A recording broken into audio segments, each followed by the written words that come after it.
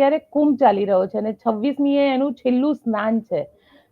કુંભના સ્નાનની અંદર ઘણા બધા એવા કેસીસ સામે આવ્યા જેમાં મોરારી બાપુનું એક સ્ટેટમેન્ટ આવ્યું. પહેલા જગતગુરુનું પણ સ્ટેટમેન્ટ આવ્યું હતું કે પાણી જે છે, ગ્રીન ટ્રિબ્યુનલે એવું કહી દીધું કે આ પાણી સખત ખરાબ પાણી છે અને મોરારી બાપુએ તો એવું કીધું કે જો ખરાબ હતું તો રિપોર્ટ આપવાની જરૂર શું હતી.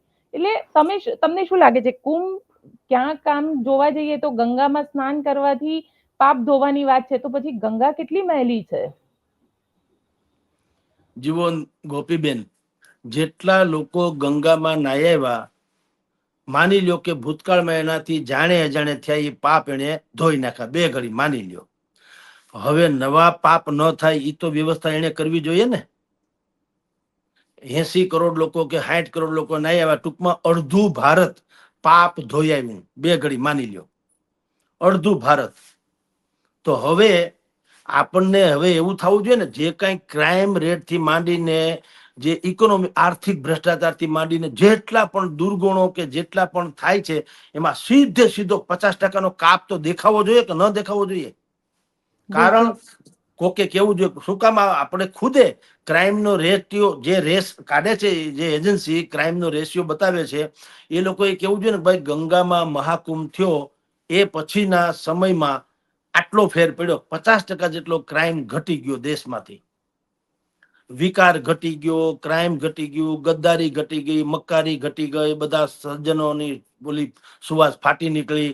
દરેકે પોતાના માવતરને ઘરે હાંચવા માંડ્યા, એના પગ દબાવવા માંડ્યા, એને ભાવે એવું ભોજન જમાડવા માંડ્યા, એની ખુશાલી કરવા માંડ્યા. છોકરા છૈયા પોતાના હોય તો એને પણ સારા સંસ્કાર આપવા માંડ્યા. મોબાઈલમાં બહુ સત્યાનાશ ન થાય એની વ્યવસ્થા કરવા માંડ્યા.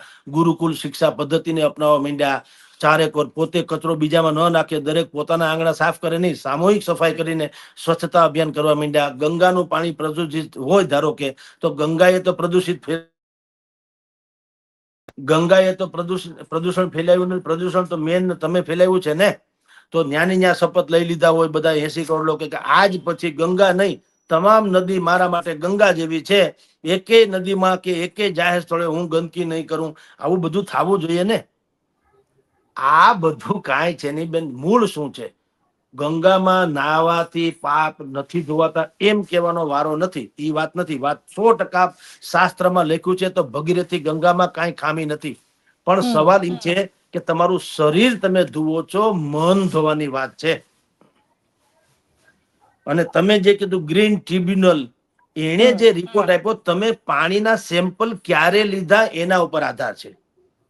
અત્યારે એક સાથે તમારે જુઓ 3 BHK નો તમારો જે મકાન હોય 3 BHK નું કે 2 BHK નું, તો તમને પારવણ લાગે. ડ્રોઈંગ રૂમમાં 2-3 જણા બેઠા હોય, રસોડામાં 2-3 જણા બેઠા હોય, બીજા એક રૂમમાં બેઠા હોય, તો તમને પારવણ લાગે, સ્પેસલેસ લાગે કે વાહ સરસ છે, બહુ ગર્દી, બહુ સરસ મકાન છે. બધા રાંધણીયામાં કરી જાવ, શું થાય? બાર મહેમાન આવ્યા હતા, રાંધણીયામાં વયા જાય તો ગર્દી લાગે કે નહીં? એમ તમે ગંગા નદી તો પવિત્ર છે અને એમાં એનો એવડો મોટો પ્રવાહ છે કે એમાં સામાન્ય જે પ્રદૂષણો છે એ તો આફોડું તરી જાય અને એની નિર્મળતા જળવાઈ રહે. પણ 80 કરોડ લોકો એક જ સાથે, એક જ જગ્યાએ, એક જ સાથે એટલે લાખોની સંખ્યામાં ને એક જ જગ્યાએ, કારણ કે ત્યાં તો દોરડા બોરડા બાંધેલા છે ને, તો હંધાય તણાઈ ન જાય, એટલે એવું બધું વ્યવસ્થા કરી છે યોગી સરકારે. એટલે મોટા ભાગના લોકો ત્યાં નાય ધોવે છે અત્યારે, પોતાના તથાકથિત પાપ ધોવે છે. હવે એ છોડીએ પાપ પુણ્યની વાત, પણ એ નાય છે, એક હારે બધા નાય છે, એટલીસ્ટ શરીરનું તો ગંદકી હોય કે નહીં? તો બધા એ કરે નાય. તમે ન્યાથી સેમ્પલ લ્યો, ગ્રીન ટ્રિબ્યુનલ લે કે ગમે, આમાં પણ વૈજ્ઞાનિકોના અલગ અલગ અભિપ્રાયો છે.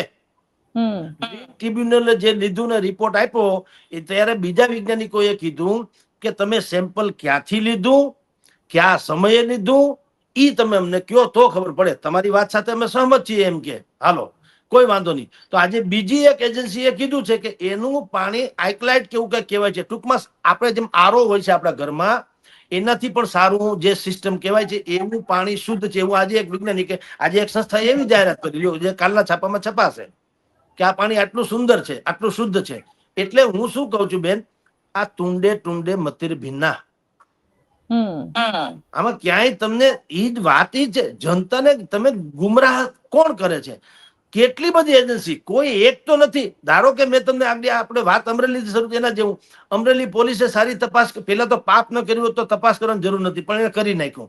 પછી એને તપાસ કરી હોત તો બીજા ભાજપ કોંગ્રેસે કઈ જોડવાની જરૂર નથી. ભાજપ કોંગ્રેસે પણ જો આમ નિર્ણાયક ભૂમિકામાં આંદોલન કર્યું હોત તો બીજા કોઈએ કઈ કરવાની જરૂર નથી. ઈ ન કર્યું તો ખોડલધામ આવ્યું. ખોડલધામે પણ જો હરખ્યું કર્યું હોત તો ભી મૂકી હોત તો સરકારે કઈ કરવું ન પડ્યું. એને ન કર્યું માનવ અધિકાર પંજાબ. માનવ અધિકાર પંજાબ ખાલી નોટિસ બજાવવા સિવાય જો કઈ એને કઈ કરવાનું હતું જ નહીં, ખાલી નોટિસ મારી. હકીકત એની કઈ ઉપજણ નથી. જો એની ઉપજણ હોય એની રીતે કર્યું હોત તો એમાં કઈ કરવાની જરૂર નથી. એ પછી એસઆઈટી આવી. એસઆઈટી પછી બાળા નિર્લિપ્ત. આ દુનિયાભરની ડીંડક જે છે શું છે? ટુંડે ટુંડે મતી. અને છતાં છેવાડે શું થયું? ક્યાં ગયા તા તો ક્યાંય નહીં. હીરો ઘોગે જઈ આવ્યો ને ડેલે હાથ દઈ આવ્યો. એમ આ ગંગા નદીમાં ટુંડે ટુંડે મતીર ભીના. તમે અહીંયાથી સેમ્પલ, મેં તમને રાંધણિયામાં એટલે રોહડામાં કિચનમાં બારે મહેમાન કરી જાય તો ગંદકી થાય કે નહીં? ગરદી, સફોકેશન. બાકી તો આ રહ્યા રૂમ ખાલી. એટલે આ ગંગા નદીમાં એવું થયું છે. તમે જ્યાંથી ગંગાનું ઉદ્ભવ સ્થાન છે ત્યાંના સેમ્પલ લ્યો તો ગંગાના પાણીની સાચી ખબર પડે. અહીંયા તો મેલનું થાય એનો મતલબ શું છે? અહીંયા તો મેલ આપણે બધા છીએ જ તો મેલ થવાનો જ છે. ગંગાનું ઉદ્ભવ સ્થાન જ્યાં છે એ પાણી લ્યો જ્યાંથી નૈસર્ગિક રીતે, પ્રાકૃતિક રીતે ગંગા પ્રગટ થાય છે, ભગીરથી ગંગા. એના પાણીમાં કઈ ખામી હોય તો કયો. અહીંથી સેમ્પલ લ્યો નો શું મતલબ છે? સમજી ગયા?